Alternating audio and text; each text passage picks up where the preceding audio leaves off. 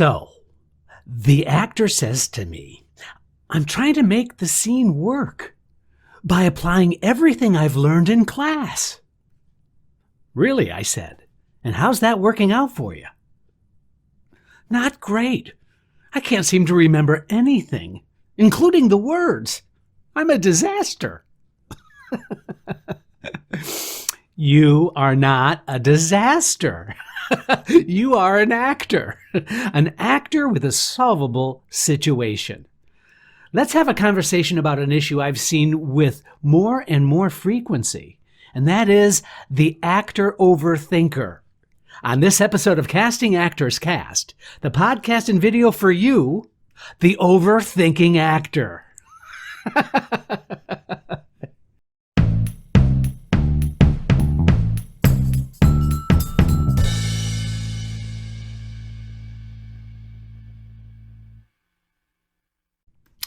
Well, hello, and welcome to this episode of Casting Actors Cast.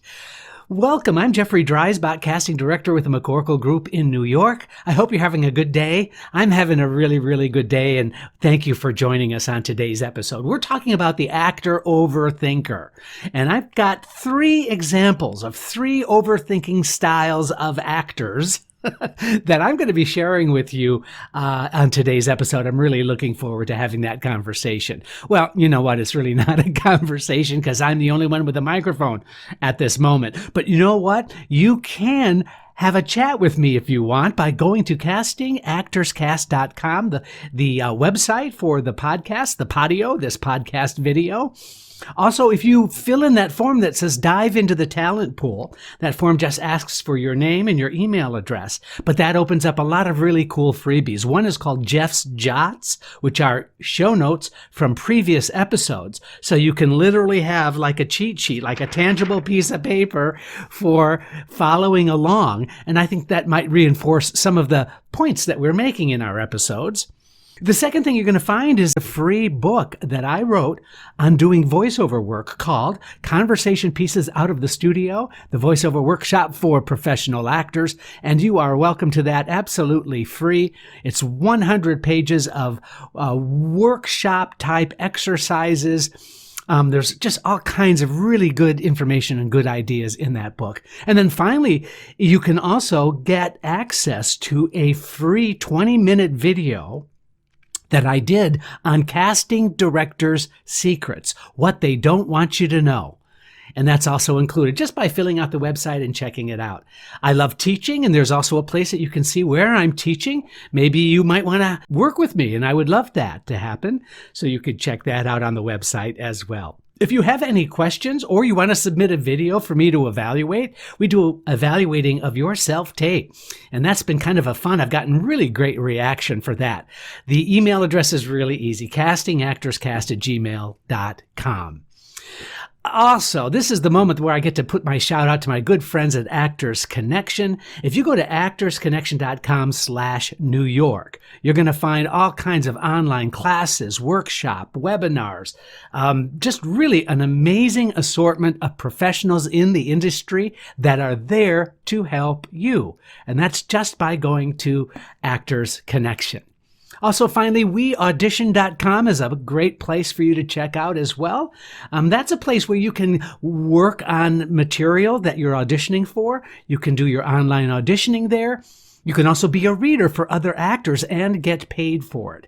And if you use the code CAC25, CAC for Casting Actors Cast 25, you're going to get 25% off if you decide to become a member. But check it out first, of course, and see if it's something that would be helpful for you. And don't forget to use that code CAC25. So the first thing I want to share with you in today's episode is to repeat after me. Repeat after me. We don't have problems. We have situations. You know, too many times I hear this phrase, oh my God, I got a problem. Oh, this is such a problem. How are we going to handle this problem? That's a problem, isn't it? And I always try to say to myself, you know what? Let's not call it a problem. It's a situation. It's a moment in time. And with a situation, there's always a solution. See, the word problem to me implies that it's just kind of bad all over and that there's no way to fix it. There's always a way to fix it. And that's what I want to share with you about actor overthinkers. And maybe you fall into this category, maybe you don't, maybe you were there at one time, or maybe you're not even aware that you might be an actor overthinker. And the reason I came up with this episode really was of the classes that I'm teaching, and I just love to teach. It's just been such a great, it's given me so much. I love giving back what wasn't given to me when I was an actor. And so it's a really great opportunity. Also, guess what? As a casting director, I don't give feedback to actors unless it's very specific for an adjustment that a director or producer is looking for, in which case then that's what I do. I do that. But generally speaking, I kind of can't give feedback. I can't kind of acknowledge good work necessarily when I see it in an audition. It's just not professionally appropriate. So when I get a chance to teach, I go like, wow, this is exactly what I want to do. So I'm having a lot of fun teaching, but overthinkers, I've been seeing this happening more and more lately, and that is the actors just working at it so hard that they don't give themselves a break. And the way I look at it is that actor overthinkers come in basically, there are several forms. They take several forms, the overthinking actor, but I want to address three kinds of actor overthinkers. So let's jump in, shall we? The first is what I call the smart actor. Now, the blessing and the curse of the smart actor is the blessing of you being a smart actor is that you really have the intellect to bring in all kinds of ideas and energy, and you recall all of that actor training technique that you can bring into a role, whether it's in an audition or whether you're doing the job. So you have all of this kind of wealth of information and knowledge to draw on. That's great. Guess what? The curse is because you have all of this knowledge to draw on, you become hypercritical of everything. You become a perfectionist. And creative people by nature, I think, happen to be perfectionistic. And that means that they're never satisfied. They're always analyzing. They're always looking at what could I have done better? How could that have been improved? And if that's the case, then every audition is going to be analyzed because of that third eye, that eye that's always observing and always talking to you about what could be better, why that didn't work, that inner voice that we all have. The smart actor has that tenfold. And I'm here to tell you, both from my acting experience and now being a casting director for 12 years, you're never going to be able to turn that voice off, and I've said this many times in many podcasts, but you can turn it down. The other thing about that smart actor is it's really, really impossible for you to be objective about your own work because it is constantly result-oriented. You are only interested in the outcome of the work. And so that lack of satisfaction for the work on its own merit, in its own way, is just not there. So here's a solution for the smart actor. Number one, turn the focus away from yourself, from analyzing, and put that energy into the character's behavior. Because you know what? Acting is behaving. And so if all of that intellect, all of those smarts can go just into simplifying it into what the character is doing and how the character is behaving, that deflection, the energy going into that as a focus is going to be very, very satisfying for you. Because then you're going to be less result-oriented, which is the second suggestion.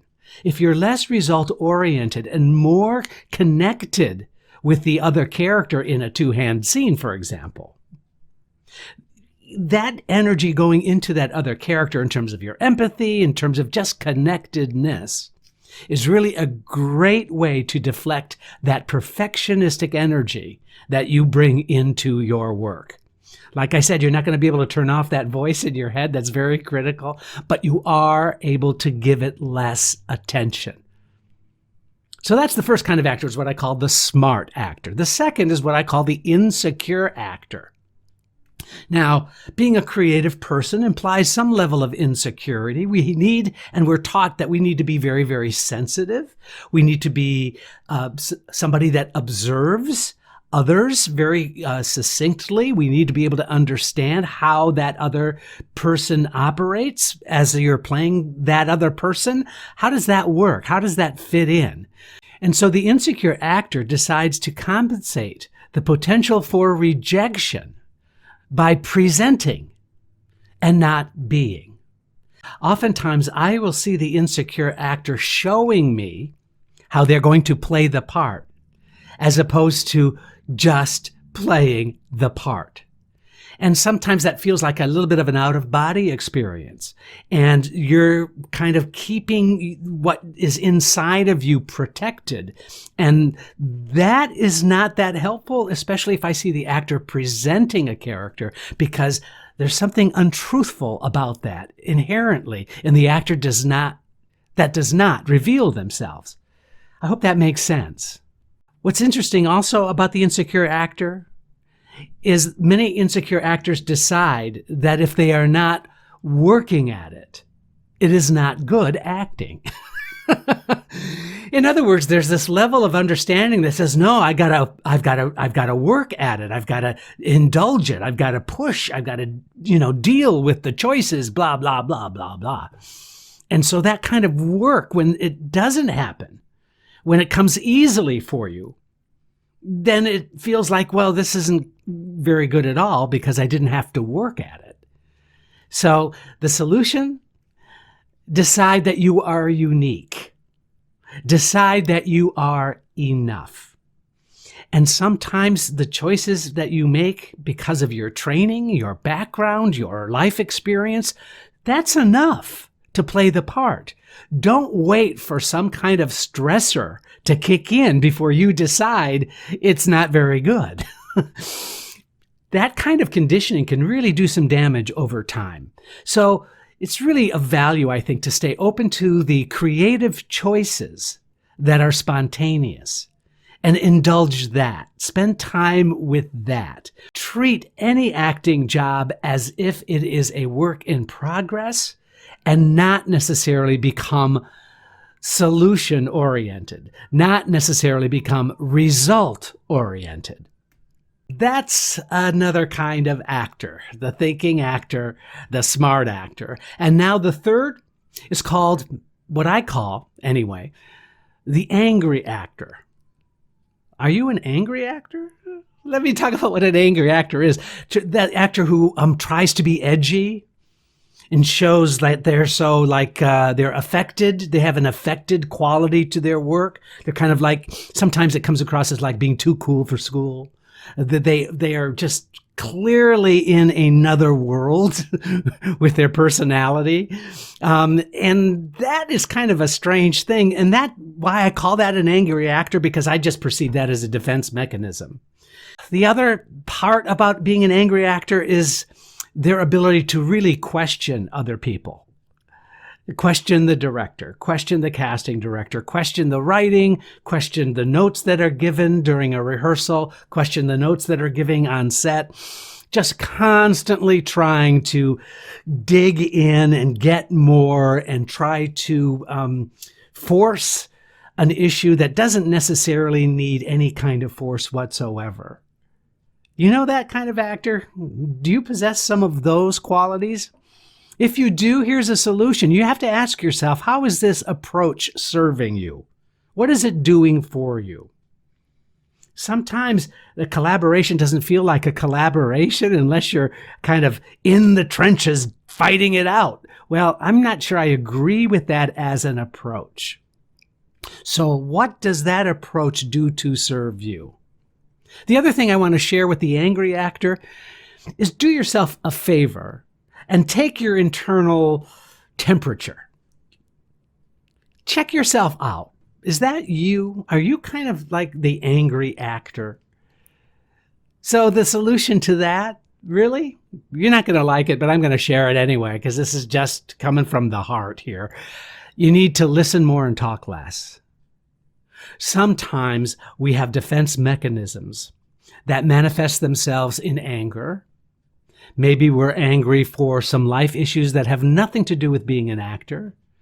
Maybe we're feeling desperate, and desperation, as you know, never got anybody a job. So if I perceive somebody as being desperate in an audition, that's really hard to kind of penetrate so that I can get to see the good work. So we have all of these kind of roadblocks, these hurdles that we put in place.